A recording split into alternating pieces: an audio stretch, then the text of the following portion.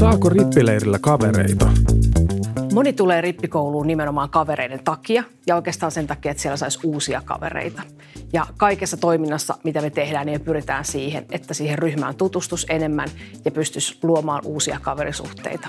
Ja onneksi siellä on iso joukko isosia, jotka auttaa, että niitä kavereita saa helpommin. Pääsekö kaverin kanssa samaan ryhmään ja huoneeseen? Me pyritään kuuntelemaan kaikessa rippikoululaisten omia mielipiteitä ja sitä, että he esittää toiveita. Ja voidaan melkein sanoa, että ainakin huoneeseen pääsee tuttujen kavereiden kanssa. Mutta kaikessa muussa toiminnassa pyritään myös siihen, että tutustuttaisiin uusiin ihmisiin. Ja siksi ryhmissä tehdään asioita myös muiden kuin niiden kaikkein tutuimpien kanssa. Mitä riparilla tehdään? Riparinen aika tai se ohjelma oikeastaan on tosi erilainen. Riippuu siitä, lähteekö leirimuodolle rippikouluun vai tämmöiselle kaupunki- tai city-riparille. Päivät leiririppikoulussa koostuu usein erilaisista työskentelyistä, hartauksista ja totta kai ruokailuista, joita on tosi paljon leirillä. Sitten siellä on vapaa-aikaa, ryhmätoimintaa, mahdollisuus pelata erilaisia pelejä tai sitten ihan vaan olla. Usein sitten kaupunki- tai city-ripareilla päivät on ehkä vähän tiiviimpiä, silloin keskitytään enemmän niihin työskentelyihin ja sitten illaksi pääsee kotiin. Päiväriparin tai cityriparin päiväohjelma. Päivä- tai city-riparilla päivä usein koostuu niistä työskentelyistä ja hartauksista ja sitten usein päivä päättyy iltapäivällä, jolloin illaksi pääsee kotiin.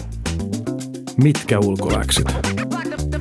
Meidän rippikoulussa puhutaan tämmöisistä ulkoläksyistä ja ne on sellaisia asioita, joita me opetellaan siellä ulkoa. Niitä usein on uskontunnustus ja Isä meidän rukous ja Herran siunaus, voi olla joku muukin. Ulkoläksyjä käydään läpi tosi paljon sen rippikoulun aikana ja niistä läpipääsemistä ei kannata jännittää. En usko, että kenenkään rippikoulu on koskaan jäänyt kiinni siitä, että niitä ulkoläksyjä ei olisi oppinut. Niitä pystyy suorittamaan eri tavalla. Niitä yhdessä käydään läpi päivittäin kaikenlaisissa toiminnoissa ja sitten niitä voi suorittaa kirjallisesti tai suullisesti tai erilaisten pelien kautta. Joten ei niitä kannata etukäteen jännittää. Kyllä niistä läpi pääsee ja niistä selviää kyllä. Onko rippikoulu kuormittava?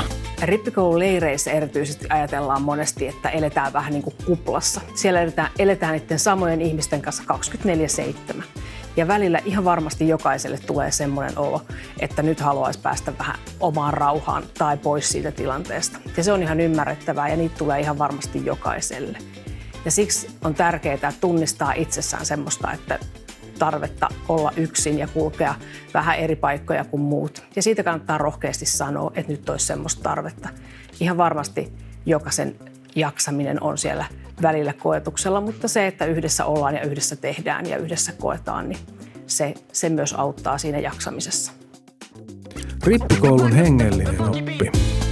Jos mä ajattelen, että rippikoulun tehtävänä ei olekaan antaa valmiita vastauksia, vaan ehkä enemmän herätellä meitä ajattelemaan, miltä ne uskon asiat tuntuu tai millaista on olla kristitty.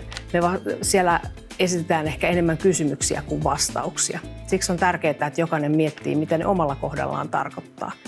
Rippikoulussa pohditaan esimerkiksi kysymyksiä, että miten elää kristittynä, minkälainen ihminen mä voisin olla, mitä mä voisin tehdä paremmin tai miten mä voisin jättää tämän maailman vähän paremmaksi paikaksi kuin mitä se oli ennen. Millainen Jumala on, mikä ihme se Jeesus oikein oli. Ja osaan niistä löytyy rippikoulun aikana vastaus. Mutta se, mihin sä uskot, niin se on sun oma asia. Ja se joko vahvistuu tai etsii paikkaansa sen rippikoulun aikana. Onnistunut rippikoulu. Rippikoulun onnistuminen oikeastaan on meistä kaikista sinne lähtevistä ihmisistä kiinni. Me yhdessä rakennetaan se, millainen siitä tulee. Ja siksi mä aina toivon, että jokainen lähtee rippikouluun avoimin mielin sillä ajatuksella, että mä haluan tehdä tästä parhaan mahdollisen kokemuksen itselleni ja muille. Ja siksi mä uskon, että jos jokainen tähtää siihen, niin rippikoulusta tulee varmasti jokaisen elämän, jos ei paras kokemus, niin ainakin hyvä kokemus. Ja siihen mä kannustan jokaista.